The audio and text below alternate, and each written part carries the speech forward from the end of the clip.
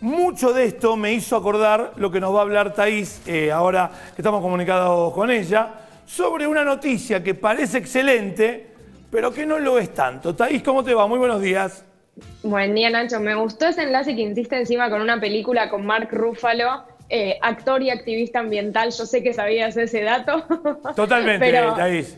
sí, Me sí. linkeo, tengo un profe que me coachea para relacionarme y llegar efectivamente a cada corazón de la gente que habla conmigo. Muy bien, así me parece. Bueno, y sí, vamos a hablar sobre un tema que venimos, ¿no? Desde que están las medidas, sobre todo de suspensión de actividades, el desarrollo, ¿no? De la cuarentena. Recordás que ya habíamos hablado de cómo se había reducido la contaminación del aire en China, por ejemplo, o en Italia, como efecto obviamente temporal de estas medidas de suspensión de actividades. Y de hecho en el canal también a principios de abril habíamos visto unos primeros mapas sobre la ciudad de Buenos Aires y cómo también se había registrado una reducción. Bueno, esta semana se dieron a conocer datos actualizados, no solo de la ciudad y Gran Buenos Aires, sino también de otras grandes ciudades del país, en donde se evidencia justamente que desde, ¿no?, el momento del inicio de la cuarentena hubo una reducción en la contaminación atmosférica. Esto tiene que ver con unos mapas realizados con imágenes satelitales por parte de la CONAE, que es la Comisión Nacional de Actividades Espaciales. Ahí estamos viendo,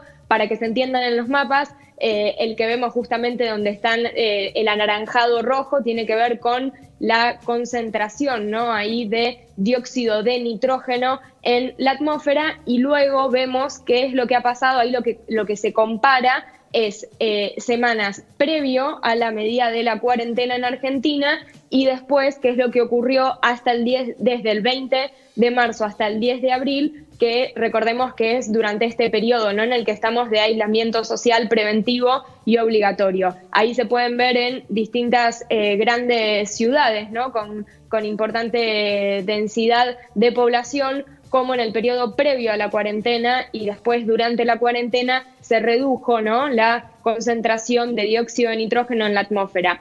¿Qué es el dióxido de nitrógeno? Es un gas contaminante procedente principalmente de transporte, de lo que son vehículos a motor y de algunas actividades industriales, y por eso es que se explica esta reducción, ¿no?, de su presencia en la atmósfera durante el periodo de cuarentena, porque justamente esas actividades se vieron afectadas. Y entonces, es lo que decimos siempre, ¿no, Thaís? Que la circunstancia de por qué ocurre esto lleva 500.000 muertes en el mundo, o 150.000 muertes en el mundo. Sí, acá lo que me parece interesante de siempre aclarar, y perdón si soy reiterativa, pero creo que es algo que aclaro en cada una de las salidas en el canal de la ciudad, pero tiene que ver son efectos temporales a una suspensión de actividades. No responden a políticas ambientales ni climáticas sostenidas en el tiempo.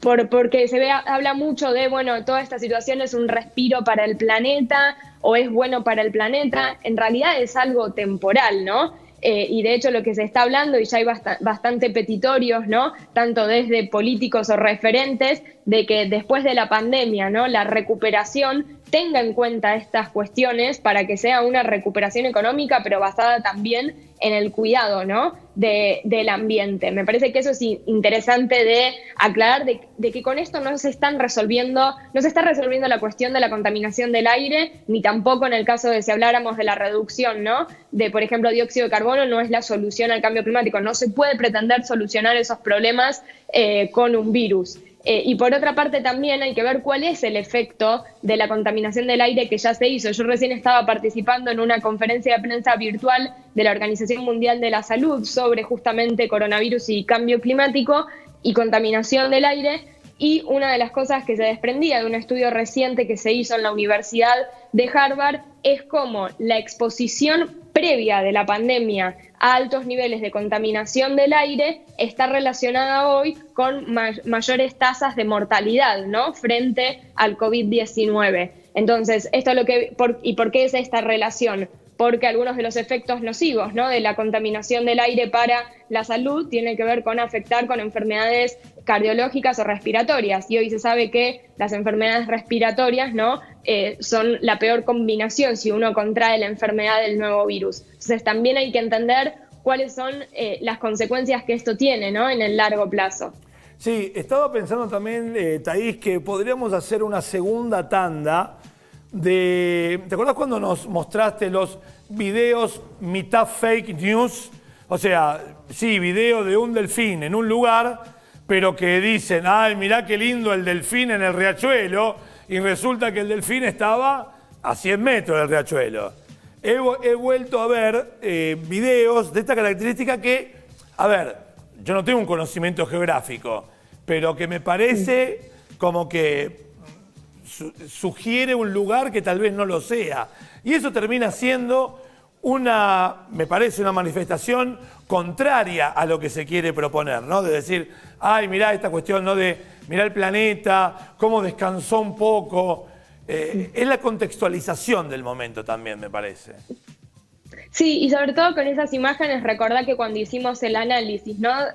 No era tanto que era falsa la imagen, sino que era falsa la información que se daba, ¿no?, en relación con la imagen. Como vos bien decías, no era que el delfín había aparecido en Venecia, había aparecido, ¿no?, en otra área completamente alejada, distante y al mar donde suele haber delfines. Entonces sí, tiene que ver con cuál es la información, y también en muchos casos con esas imágenes se ha hablado como de la naturaleza reaparece, ¿no?, o recupera el ambiente, y no es una mirada, digamos, negativa la mía, pero tiene que ver con que no podemos pretender resolver, ¿no?, la crisis climática y ecológica con un virus, y me parece que ahí es donde tiene que estar la cuestión. Sí, desde un punto de vista optimista, ¿qué es lo que estos mapas nos demuestran? Bueno, ¿cuáles son aquellas actividades en las cuales hay que hacer cambios si se quieren implementar medidas, ¿no?, frente a la contaminación del aire? En este caso, muy evidente, no solo las industrias, sino también el transporte, ¿no?, en las grandes ciudades, en donde quizás fomentar más el transporte público, ¿no?,